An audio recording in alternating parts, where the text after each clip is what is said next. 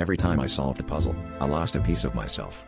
It started when I found an antique board game at a garage sale, its wooden box lined with intricate carvings that seemed to shift under the light.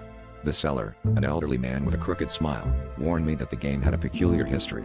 I brushed it off as a sales tactic, but as I played the first puzzle, a strange sensation washed over me.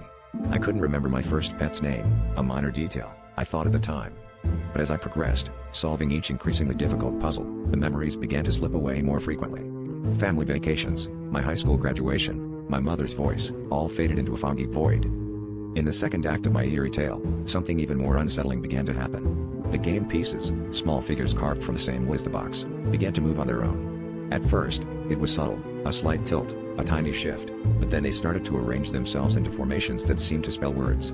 One night, as I sat alone in the dim light of my apartment, the pieces spelled out my name.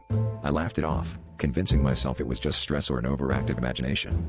But the laughter quickly turned into unease as the pieces began to whisper my name, softly at first, then more insistent, until it became a chilling chorus echoing in my mind. Desperate to reclaim my memories, I searched for a way to break the game's grip. I reached out to the old man, but his number was disconnected, and the address led to an empty lot.